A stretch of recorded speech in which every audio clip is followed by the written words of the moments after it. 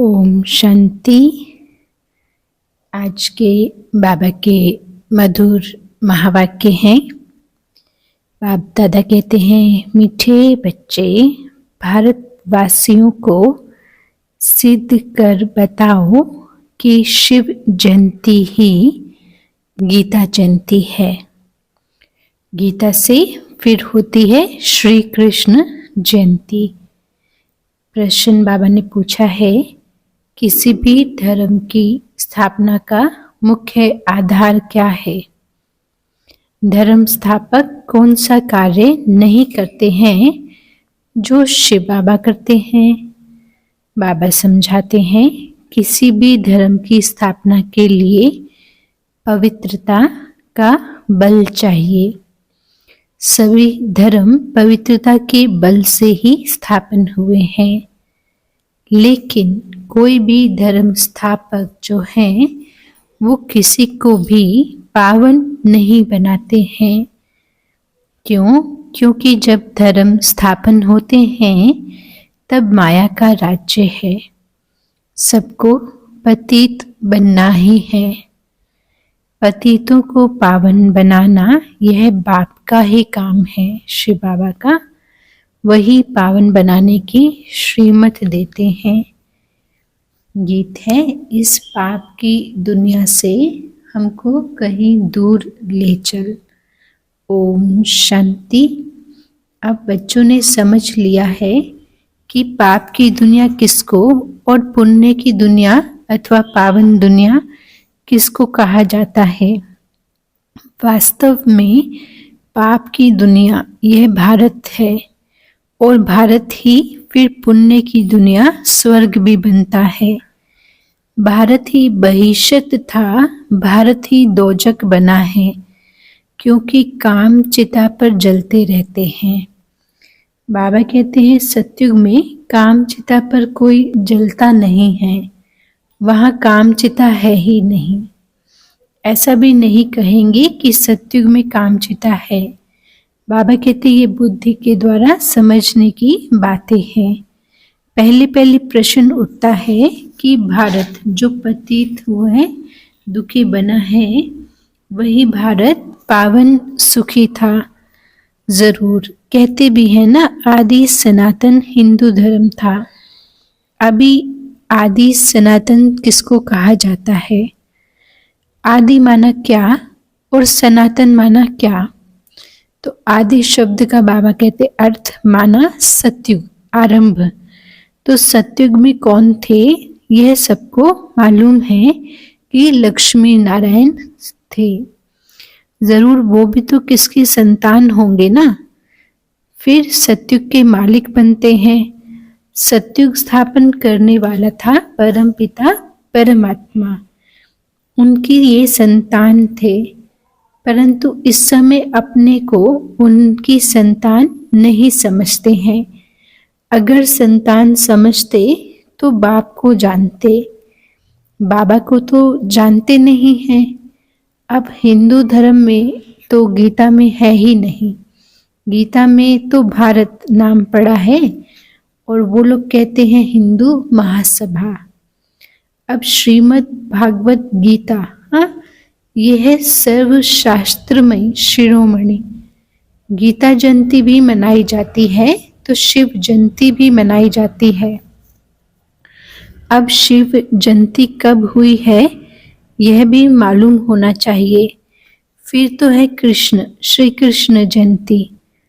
अभी तुम बच्चे जान चुके हो कि शिव जयंती के बाद मनाई जाती है गीता जयंती, क्योंकि शिव बाबा की प्रवेशता के बाद बाबा ज्ञान देते हैं, उस ज्ञान को ही कहा जाता है गीता का ज्ञान। तो गीता जयंती। फिर गीता ज्ञान से जो आत्मा सुनकर वो पुरुषार्थ करती है तो वो देव पद प्राप्त करती है। तो बाबा ने कहा गीता जयंती के बाद आती है श्री कृष्ण जयंती, क्योंकि फिर सतयुग आरंभ के श्री कृष्ण जो विश्व राजकुमार हैं, देवात्मा है, उनका जन्म होता है। गीता जयंती से ही देवी देवता धर्म की स्थापना होती है। इसी ज्ञान से साधारण मनुष्य जो बाबा का ज्ञान लेते हैं वो देव पद पाते हैं श्रीमत पर पुरुषार्थ करने से। बाबा कहते हैं फिर गीता जयंती के साथ महाभारत का भी कनेक्शन है। हाँ, पांडव और कौरव। पांडव जिन्होंने परमात्मा को पहचाना और परमात्मा से प्रीत बुद्धि बनते हैं। कौरव जो विपरीत दिशा में चलते हैं, ईश्वर के दिखाए रास्ते पे नहीं चलते हैं। फिर महाभारत लड़ाई हुई, माना पांडव की जीत, धर्म की जीत और अधर्म का विनाश होता है। उसमें फिर आती है युद्ध की बात। तो कौरव और पांडव का युद्ध नहीं होता है। कौरव आसुरी मत वाले मनुष्य आपस में ही लड़ते हैं। दिखाते हैं युद्ध के मैदान में 3 सेनाएं थी। यादव, कौरव, पांडव दिखाते हैं। यादव मुसल निकालते हैं, माना मिसाइल्स बनाई। वहां शराब पिया और मुसल निकाले। तुम जानते हो कि अभी बरोबर मुसलमाना मिसाइल्स आदि भी बनती हैं। वह भी अपने कुल का विनाश करके एक दूसरे को धमकी दे रहे हैं। हाँ, उस मिसाइल से आपस में सत्ताएं लड़ती हैं, जो कि धर्म एक ही है। हाँ, क्रिश्चियन धर्म है लेकिन अलग अलग कंट्रीज हैं, आपस में ही लड़ते हैं। जब क्रिश्चियन लोग हैं, सब ये सब कौन है? क्रिश्चियन लोग। वह यूरोपवासी यादव ठहरे तो एक है उन्हों की सभा। उनका विनाश हुआ, आपस में लड़ मरते हैं। उसमें सारा यूरोप आ जाता है। उसमें इस्लामी, बौद्धी, क्रिश्चियन सब धर्म आ जाते हैं। फिर यहाँ भारत में है कौरव पांडव। कौरव भी विनाश को प्राप्त हुए और विजय किसकी होती है? पांडवों की। अब प्रश्न उठता है गीता का भगवान कौन है, जिससे सहज या योग और सहज ज्ञान सिखलाकर राजाओं का राजा बनाया अथवा पावन दुनिया स्थापन करी। तो इतना बुद्धि में ज्ञान स्पष्ट हो कि परमात्मा एक है जो जन्म मरण रहित है। वही जब ब्रह्मा के तन में आए तो गीता ज्ञान देते हैं। क्या श्री कृष्ण आते हैं? कौरव तो कलयुग में थे ना। कौरव पांडवों के समय श्री कृष्ण कैसे आ सकते हैं? तो ये थोड़ा बुद्धि से समझने की बातें हैं कि ये वास्तविक बातें कैसे होती हैं, वो बाबा समझा रहे हैं। श्री कृष्ण जयंती मनाते हैं। सत्युग के आदि में है 16 कला। श्री कृष्ण की आत्मा की 16 कला है, लेकिन त्रेता में आते आते वही आत्मा 14 कला हो जाती है। श्री कृष्ण के बाद त्रेता में 14 कला राम की। श्री कृष्ण तो प्रिंस का भी प्रिंस है ना। विकारी प्रिंस लोग श्री कृष्ण की पूजा करते हैं क्योंकि जानते हैं ना वो सत्युग का 16 कला संपूर्ण प्रिंस था। हम विकारी हैं। हाँ, कोई भी कलयुग के भी राजा हैं तो वो भी जिनकी पूजा करते वो देवी देवता भी ताजधारी हैं, लेकिन वो पवित्र देवी देवता हैं, राजा हैं पवित्र, और कलयुगी हैं पतित राजाएं। जरूर प्रिंस लोग भी ऐसा कहेंगे।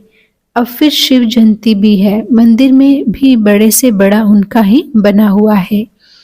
वह है निराकार शिव का मंदिर। उनको ही परमपिता परमात्मा कहेंगे। ब्रह्मा, विष्णु, शंकर भी देवता ठहरे ना। शिव जयंती भारत में मनाई जाती है। अब देखो शिव जयंती आने वाली है, सिद्ध करके समझाना है। शिव को ही कहा जाता है ज्ञान का सागर। हाँ, ये बातें मनुष्यों की बुद्धि में समझ आए ऐसे बाबा कहते समझाना है।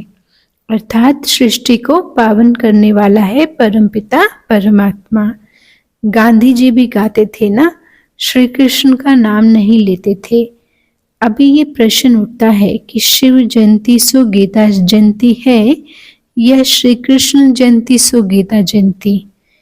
तो गीता का ज्ञान किसने दिया, ये प्रश्न उठता है। तो परमात्मा है शिव निराकार, जबकि श्री कृष्ण तो एक छोटे बालक के रूप में आते हैं। तो बालक जन्म लेते तो ज्ञान सुना नहीं सकता। तो ये बुद्धि से समझने की बात है कि शिव जयंती सो गीता जयंती है, और इस ज्ञान की प्रारब्ध के रूप में श्री कृष्ण का जन्म होता है। बाबा कहते हैं श्री कृष्ण जयंती तो सतयुग में कहेंगे ना, शिव की जयंती कब हुई? रात्रि में, हाँ, कलयुग की रात्रि में। तो ये किसको पता नहीं। शिव बाबा है निराकार परमपिता परमात्मा, उसने सृष्टि रची है संगम युग पर। सतयुग में था श्री कृष्ण का राज्य, तो जरूर पहले शिव जयंती होगी। बच्चे जो ब्राह्मण कुल भूषण सर्विस में तत्पर रहते हैं, उन्हों को यह बातें बुद्धि में लानी है कि भारतवासियों को कैसे सिद्ध करके बताएं कि शिव जयंती तो गीता जयंती है। हाँ, फिर गीता से होती है श्री कृष्ण की जयंती, अर्थात राजाओं का भी जो राजा है, हाँ, श्री कृष्ण जयंती। श्री कृष्ण है पावन दुनिया का राजा, वहाँ तो राजा ही है। वहाँ श्री कृष्ण ने जन्म लेकर गीता तो गाई नहीं, हाँ भी अपने प्रारब्ध को छोड़ के वो गीता का ज्ञान देंगे ऐसा तो नहीं है ना। तो ये इतना बड़ा बैकुंठ की बादशाही का प्रारब्ध है उनका, तो वहाँ पे जन्म लेकर वो गीता तो सुनाते नहीं हैं। सतयुग में फिर लड़ाई आदि तो हो नहीं सकती, फिर तो गीता ज्ञान सुनाने के बाद क्या होता है, महाभारत लड़ाई। तो सतयुग में ऐसी कोई लड़ाई होती नहीं है। तुम बच्चों को अच्छी तरह इन बातों को समझना है, बुद्धि में बिठाना है। पांडव और कौरव तो मशहूर है ना, उनकी सभा मशहूर है। पांडव पति दिखाते हैं श्री कृष्ण को, समझते हैं उसने सहज ज्ञान और सहज राजयोग सिखाया। मनुष्य ऐसा समझते हैं, जबकि कौन सिखाता है राजयोग? निराकार शिव बाबा। और जो राजयोग सीखने वाली आत्मा है वो श्री कृष्ण का पद पाती है। तो ये समझना है। अब वास्तव में तो शिव बाबा कोई लड़ाई आदि का, बाबा कहते बात नहीं है, ऐसी समझ तो भगवान देते नहीं ना कि लड़ो आपस में। विजय पांडवों की होती है, लेकिन विजय किस पर होती है? बुराई पर। अपने अंदर की सब बुराई पर जीत पा लेते हैं, तो विजय पांडवों की हुई श्रीमत पर चलने से। जिन्हों को स्वयं परमपिता परमात्मा ने सहज राजयोग सिखलाया, वही 21 जन्म सूर्यवंशी चंद्रवंशी बन गए हैं। तो पहले समझाना है हिंदू महासभा वालों को। ये सब जो धर्म गुरु बैठे हैं, जो ज्ञान सुना रहे हैं इतने समाज को, लेकिन उनको स्वयं में ये स्पष्ट नहीं है कि परमात्मा है कौन। हाँ, वो देहधारी देवी देवताएं जो हैं वो पूज्य, लेकिन वो परमात्मा नहीं है। तो वो समझे तो बाकी आम लोगों को समझाएं। तो बाबा कहते पहले तो जाकर उनको समझाओ, हाँ, जो हिंदू महासभा में बैठे हैं। सभाएं तो और भी हैं, हाँ, जैसे लोकसभा, राज्यसभा, ये हिंदू सभा है मुख्य। अगर इनको समझ आता है फिर ये भी सबको सही बात समझाएंगे।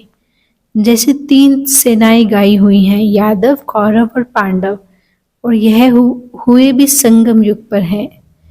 अभी सतयुग की सृष्टि की स्थापना हो रही है, श्री कृष्ण के जन्म की तैयारी हो रही है। गीता जरूर संगम युग पर ही गाई है। अब संगम पर किसको लाएं? हाँ, श्री कृष्ण तो आ नहीं सकता, कोई भी देवात्मा कलयुग में तो जन्म ले नहीं सकती हैं। उनको क्या पड़ी है, हाँ, देवात्माओं को, जो अपनी पवित्र दुनिया छोड़, पावन दुनिया छोड़ कलयुगी पतित भ्रष्टाचारी दुनिया में आएंगे। हाँ, ये तो ऐसे हो गया कोई राजा अपनी राजाई छोड़ झोपड़पट्टी में जाए, तो ऐसा तो कोई नहीं करेगा। तो देवी देवता बैकुंठ वासी हैं, वो कलयुगी नरकवासी थोड़ी बनेंगे। और श्री कृष्ण तो अभी है भी नहीं, हाँ, वो तो बैकुंठ का राजकुमार है। तुम जानते हो अब वह 84वें जन्म में है। जो श्री कृष्ण की आत्मा है, अब जन्म लेते लेते आत्मा की कलाएं कम हो जाने के कारण वो उस पद पर नहीं है, देव पद पर। अभी वो साधारण आत्मा है ना। तो वो अपने अंतिम 84वें जन्म पर है, जैसे श्री कृष्ण की वैसे ही बाकी सब देवी देवताओं की। तो मनुष्य समझते हैं श्री कृष्ण हाजिर हजूर है, सर्वव्यापी है। श्री कृष्ण के भक्त कहेंगे यह सब कृष्ण ही कृष्ण है। हाँ, क्योंकि उनके अंदर ये अंदर आस्था है, बाकी वास्तव में तो ऐसा है नहीं। श्री कृष्ण ने ये सब रूप धरे हुए हैं। हाँ, इसको समझना है। जैसे हम जो रंग का चश्मा पहनते हैं, हमको दुनिया का रंग भी वही नजर आता है। तो हमारे दिल में परमात्मा के प्रति या श्री कृष्ण के प्रति प्रेम होने के कारण हमारे मन में वो है, तो हमें हर जगह वो नजर आता है। लेकिन जिसके मन में नहीं है तो उसको नजर नहीं आता है। तो ये एक आस्था की बात है, वास्तव में तो वो अपनी जगह पर रहते हैं। श्री कृष्ण ने ये सब रूप धरे, राधे पंथी होंगे तो वो राधे राधे कहते हैं।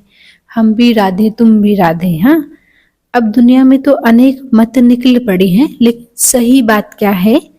हाँ, दुनिया कहती है ईश्वर सर्वव्यापी है, कोई कहता है कृष्ण सर्वव्यापी, कोई कहेगा राधे, है ना, जिसकी जिसमें आस्था। लेकिन सत्य क्या है? क्या भगवान सर्वव्यापी है? तो वास्तव में तो नहीं। परमात्मा का अपना घर है शांति धाम। परमात्मा शांति धाम के रहने वाले हैं, लेकिन जब हम उनको याद करते हैं तो वो हमारी मन की पुकार सुन के हाजिर हजूर हो जाते हैं। लेकिन इसका अर्थ ये नहीं है कि वो हर जगह पहले से ही हैं, लेकिन उनको कहीं भी आने जाने में क्षण भर का समय लगता है या उससे भी कम। अभी बाबा तुम बच्चों को ये बातें सब समझाते हैं, ठीक। वह बाबा तो वर्ल्ड ऑलमाइटी अथॉरिटी है। हाँ, तब दुनिया की सबसे बड़ी अथॉरिटी कौन है? तो स्वयं शिव बाबा। तो अब तुम बच्चों को भी अथॉरिटी दे रहे हैं कि कैसे इन सबको समझाएं। हिंदू महासभा वालों को समझाओ, वह इन बातों को समझ सकेंगे। वह अपने को रिलीजियस माइंडेड मानते हैं ना, कि हम धार्मिक हैं, भगवान को मानने वाले हैं, ऐसा वो अपने को मानते हैं। गवर्नमेंट तो कोई धर्म को मानती नहीं। हाँ, कोई एक धर्म को गवर्नमेंट फेवर कर नहीं सकती, वो खुद ही मूंझ गए हैं। शिव परमात्मा है निराकार, ज्ञान का सागर। बाबा अपना परिचय देते हैं कि शिव बाबा कौन है। तो बाबा कहते हैं मैं परमात्मा, माना सब आत्माओं में जो ऊंच है, परम प्लस आत्मा, हाँ परमात्मा है और निराकार है, अपना उनका कोई शरीर नहीं है, ज्ञान का सागर है। और कोई को ज्ञान का सागर कह नहीं सकते शिव बाबा के सिवाय। वह जब सम्मुख आकर ज्ञान देते हैं ना, तब राज्य भाग्य मिलता है, स्थापना होता है। फिर तो बस राजाई स्थापन हो गई, फिर सम्मुख तब आएंगे जब राजाई गवाओगे। भगवान आकर जन्म जन्म का राज्य भाग्य देता, जो श्रीमत पे चलते हैं उनको मिलता है। हाँ, तो तुमको सिद्ध करना है कि शिव परमात्मा है, निराकार ज्ञान का सागर। शिव जयंती सो ही गीता जयंती है, इस पर नाटक बनाने हैं। जो मनुष्यों की बुद्धि से श्री कृष्ण की बात निकल जाए, हाँ जो गलत ज्ञान की बातें बुद्धि में हैं वो निकल जाएं। निराकार शिव परमात्मा को ही पतित पावन कहा जाता है। अब ये भी समझना है, जो आत्माएं पतित हैं उनको पावन बनाने की क्षमता किसमें है? शिव बाबा में, पानी में नहीं। तो शिव बाबा क्या है? पतित पावन है। शास्त्र आदि जो भी बनते हैं वह सब मनुष्य की मत पर है, वो मनुष्यों ने बनाए हैं। हाँ, बाबा का शास्त्र तो कोई है नहीं। बाबा कहते हैं मैं सम्मुख आकर तुम बच्चों को बैगर टू प्रिंस बनाता हूँ और फिर मैं चला जाता हूँ। यह ज्ञान मैं ही सम्मुख में सुना सकता हूँ। अब शिव बाबा आते हैं, आकर ज्ञान सम्मुख में सुनाते हैं, और बाबा को तो कोई किताब आदि हाथ में लेने की दरकार नहीं है। वह गीता सुनाने वाले भल गीता सुनाते हैं, परंतु वहां भगवान सम्मुख तो है नहीं। कहते हैं गीता का भगवान सम्मुख था, जो स्वर्ग बनाकर चला गया है। हाँ, तो क्या वह गीता सुनने से कोई मनुष्य स्वर्गवासी हो सकता है? वास्तव में गीता सुनने का तो इतना पुण्य मिलता है, आत्मा को स्वर्ग में जन्म का अधिकार मिलता है। तो दुनिया में जो गीता सुनते हैं उससे क्या वो प्राप्ति हो रही है? अगर होती तो दुनिया स्वर्ग होनी चाहिए, लेकिन अभी तक सत्य गीता का ज्ञान तो स्वयं परमात्मा ही आकर देते हैं। मरने के समय भी मनुष्य को गीता सुनाते हैं और कोई शास्त्र नहीं सुनाते हैं। समझते हैं गीता से स्वर्ग की स्थापना हुई है, इसीलिए गीता ही सुनाते हैं। तो वह गीता एक होनी चाहिए ना, दूसरे धर्म सब पीछे आएंगे। और कोई कह नहीं सकता तुम स्वर्गवासी बनेंगे, ऐसे तो किससे पूछ नहीं सके। फिर मनुष्य को पिलाते हैं गंगा जल, जमुना जल नहीं पिलाते हैं। गंगा जल का महत्व है। बहुत वैष्णव लोग जाते हैं, मटके भर भर कर लेकर आते हैं, फिर उनमें से बूंद बूंद डालकर पीते रहते कि सब रोग मिट जाएं। हाँ, ये है भक्ति में भावना। वास्तव में ये है ज्ञान अमृत की धारा। ये ज्ञान गंगा की बात है, जिससे 21 जन्म के दुख मिट जाते हैं। तुम चैतन्य ज्ञान गंगाओं में स्नान करने से मनुष्य स्वर्गवासी बन जाते हैं। हाँ, जो पवित्र बहनें हैं जिन्होंने जीवन में कोई पाप नहीं किया, उनके मुख से जब ज्ञान गंगा शिव बाबा की बहती है तो सुनने वाली आत्मा के भी पाप धुल जाते हैं।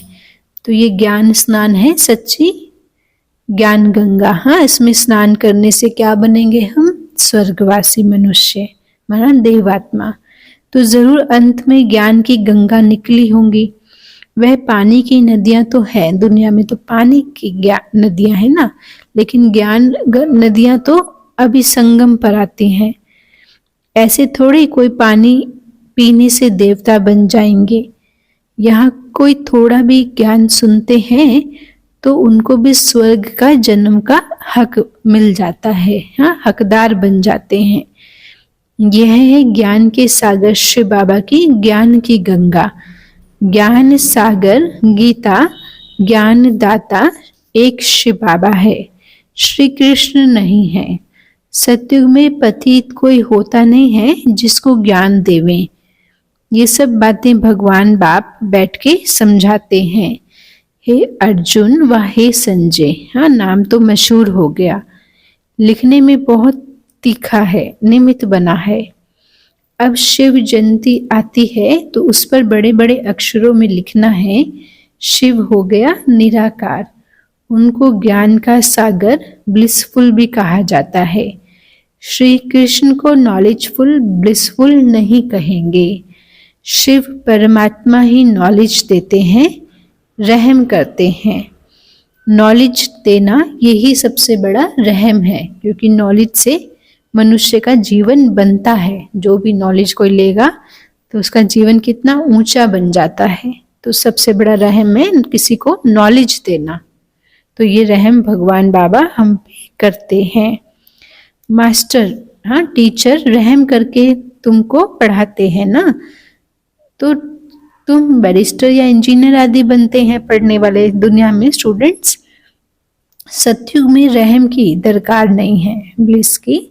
तो पहले पहले सिद्ध करना है, समझाना है, हाँ, सभ्यता पूर्वक कि निराकार ज्ञान सागर शिव जयंती ही सो गीता जयंती है। वह सत्युगी साकार श्री कृष्ण जयंती ही सो गीता जयंती है। ये बातें बाबा कहते तुम बच्चों को सिद्ध करनी है। तुम जानते हो जो भी पैगंबर आदि आते हैं वह पावन नहीं बनाते हैं। द्वापर से माया का राज्य होने से ही सब पतित हो जाते हैं। फिर जब तंग होते हैं तो चाहते हैं हम जाएं। जो धर्म स्थापन करते हैं वही फिर वृद्धि को भी पाते हैं। पवित्रता के बल से धर्म की स्थापना करते हैं, फिर आत्मा धीरे धीरे अपवित्र बनती है। बाबा कहते बनना ही है, ड्रामा में नूंद है। मुख्य है 4 धर्म, इससे ही बाकी धर्म की भी वृद्धि होती है।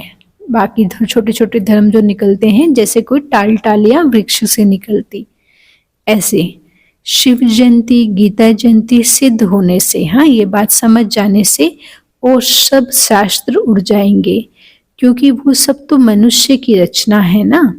वास्तव में भारत का शास्त्र एक ही है, हमारा आदि सनातन देवी देवता धर्म का शास्त्र एक ही है, गीता। मोस्ट बिलवेड बाबा कितना सहज करके तुमको समझाते हैं। उनकी श्रेष्ठते श्रेष्ठ मत है, सबसे ऊंची मत कौन देते हैं? स्वयं परमात्मा। उस पर जो चलता है वो भी सबसे मनुष्यों में सबसे ऊंच बनते हैं। हाँ, जैसे श्री कृष्ण है, श्री राम है, ये सब मनुष्यों में सबसे ऊंच, देवों में भी सबसे ऊंच हैं, क्योंकि ये श्रेष्ठ श्रेष्ठ परमात्मा की मत पर चलते हैं। अब तुमको यह सिद्ध करना है कि निराकार ज्ञान सागर जयंती सो गीता जयंती। हाँ, ऐसा है, यह सत्युगी साकार श्री कृष्ण जयंती सो गीता जयंती। तो ये भी समझना है कि परमात्मा का अपना कोई शरीर नहीं होता है, और बैकुंठवासी श्री कृष्ण कलयुग में आकर ज्ञान नहीं देते। हाँ, और शिव बाबा शिवरात्रि माना दुख के समय दुनिया में अवतरित होकर गीता का ज्ञान देख के दुख की दुनिया को सुख की दुनिया में परिवर्तन करते हैं। तो शिव जयंती ही सो गीता जयंती है। तो ये समझना है। इनके लिए बड़ी कॉन्फ्रेंस बुलानी पड़े, हाँ, सभा बनानी पड़े, उसमें सबको इनवाइट करते हैं, बड़े बड़े गुरु महात्माओं को, हाँ, फिलोसफर्स को। फिर वो ज्ञान चर्चा के दौरान किसी किसी को समझ में आता है, जिसका ऐसी सेवाएं होती हैं। यह बात सिद्ध हो जाए तो फिर सब पंडित तुमसे आकर ये मनुष्य से देवता बनने का लक्ष्य लेंगे।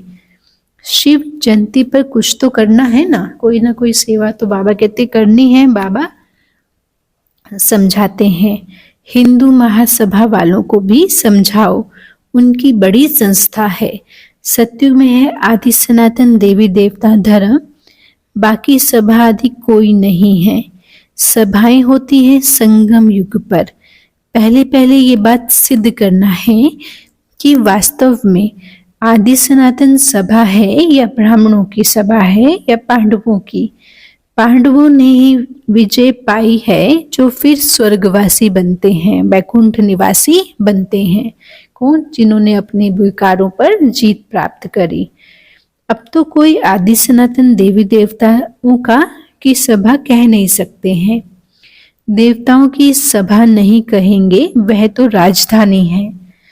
कलप के संगम युग पर, हाँ, अभी इस समय यह सभाएं आदि होती हैं। उनमें भी मुख्य होती पांडव सभा, हाँ, जिसको आदि सनातन ब्राह्मणों की सभा कहेंगे। यह कोई मनुष्य जानते नहीं है। श्री कृष्ण के नाम से ब्राह्मण है नहीं। ब्राह्मणों की चोटी ब्रह्मा के नाम से है। ब्रह्मा के नाम से ही तुम ब्राह्मण सभा कहेंगे। ये बातें समझाने वाला भी बुद्धिमान चाहिए। हाँ, बातों को समझाना स्पष्ट करने का भी एक विधि है। तो बाबा कहते वो ऐसा भी कोई बुद्धिमान बाबा को बच्चा चाहिए। इसमें फिर ज्ञान की भी प्रकाष्ठा, हाँ, क्लियरिटी चाहिए। निराकार शिव ही गीता ज्ञान दाता है, दिव्य चक्षु विधाता है। यह सब धारण करके फिर कॉन्फ्रेंस बुलाते हैं। जो समझते हैं हम सिद्ध कर बता सकेंगे, उनको आपस में मिलना चाहिए। हाँ, जो अपने को योग्य समझते हैं, हाँ, बड़ी बड़ी सभाओं में जाकर भी बाबा का संदेश बहुत सभ्यता से सही विधि से दे सकते हैं, तो उनको भी मिलकर मीटिंग करनी चाहिए। लड़ाई के मैदान में, हाँ, मेजर कमांडर आदि की भी सभा होती है ना, मीटिंग्स होती हैं। यहाँ कमांडर महारथी को कहा जाता है, मतलब ज्ञान के साथ साथ प्रैक्टिकल लाइफ दोनों धारणा में भी। बाबा क्रिएटर डायरेक्टर है ना, स्वर्ग की रचना करते हैं, फिर डायरेक्शन देते हैं। महासभा बनाओ, फिर इस बात को उठाओ। गीता का भगवान सिद्ध होने से फिर सब समझेंगे कि उनसे हमको योग लगाना चाहिए। जो हमारा बुद्धि योग इधर उधर भटकता है, हाँ, उसमें भी स्पष्टता आएगी, हाँ, किससे हमको क्या प्राप्ति होती है। तो फिर बाबा कहते हैं ये समझेंगे तो फिर शिव बाबा को पहचान कर उनसे अपना बुद्धि योग जोड़ेंगे। बाबा कहते बच्चे मैं गाइड बनकर आया हूँ, हाँ, किसके? आत्मा। कि गाइड, तुम उड़ने लायक तो बनो। अब आत्मा भी इतने जन्मों के बोझ उसके ऊपर है, तो उससे फ्री हो तब तो उड़ने लायक बने ना। माया ने, बुराइयों ने आत्मा के उड़ने वाले पंखों को तोड़ डाला है। योग लगाने से आत्मा, तुम्हारी आत्मा बाबा कहते पवित्र हो जाएगी और उड़ेगी। अच्छा, मीठे मीठे सिकिलधे बच्चों प्रति माता पिता बाप दादा का याद प्यार और गुड मॉर्निंग। रूहानी बाबा की रूहानी बच्चों को नमस्ते। हम रूहानी बच्चों की मीठे मीठे रूहानी बाबा को याद प्यार, गुड मॉर्निंग बाबा, नमस्ते बाबा, नमस्ते, शुक्रिया बाबा। धारणा के लिए है मुख्य सार, ज्ञान अमृत धारा से सबको निरोगी व स्वर्गवासी बनाने की सेवा करनी है। मनुष्यों को देवता बनाना है। ये ज्ञान समझाओ किसी को तो उसको देव पद मिलता, तो ये सेवा करनी है। भगवान बाबा के समान मास्टर रहम दिल बनना है। जैसे बाबा ने हम पर रहम किया, जो हमको ये ज्ञान दे दिया, ऐसे हमको भी सबको ये ज्ञान देकर ये सेवा करनी है। ज्ञान की प्रकाष्ठा से बुद्धिवान बनकर शिव जयंती पर सिद्ध करना है कि शिव जयंती ही गीता जयंती है। गीता ज्ञान से ही श्री कृष्ण का जन्म होता है। वरदान, दिनचर्या के हर कर्म में यथार्थ और युक्ति युक्त चलने वाले पूज्य पवित्र आत्मा भव। दिनचर्या के हर कर्म में यथार्थ और युक्ति युक्त चलने वाले पूज्य पवित्र आत्मा भव। बाबा समझाते हैं, पूज्य पवित्र आत्मा की निशानी है उनका हर संकल्प, बोल, कर्म और स्वप्न यथार्थ अर्थात युक्ति युक्त होगा। हर संकल्प में अर्थ होगा। ऐसा नहीं कि ऐसे ही बोल दिया निकल गया, ऐसे ही कुछ कर लिया हो गया, नहीं। पवित्र आत्मा सदा दिनचर्या के हर कर्म में यथार्थ युक्ति युक्त रहती है। इसलिए पूजा भी उनके हर कर्म की होती है, अर्थात पूरे दिनचर्या की होती है। हाँ, क्योंकि उनका पूरा दिनचर्या ही युक्ति युक्त होता, तो उनकी भक्ति में पूजा भी हर कर्म की होती है। उठने से लेकर सोने तक भिन्न भिन्न कर्मों के दर्शन होते हैं। स्लोगन है, सूर्यवंशी बनना है तो सदा विजयी और एक रस स्थिति बनाओ। सूर्यवंशी बनना है तो सदा विजयी और एक रस स्थिति बनाओ। ओम शांति। राज्यों का अभ्यास करेंगे। स्वयं को पवित्र कमलासन पे एक पूज्य देवात्मा के रूप में महसूस करेंगे और आत्मस्मृति का तिलक लगाएंगे। मैं पूज्य पवित्र आत्मा हूँ। मैं पूज्य पवित्र आत्मा हूँ। पवित्रता का देवता हूँ। सर्व कर्मेंद्रियां पवित्र हैं, शीतल हैं, दृष्टि भी पवित्र है, वरदानी है।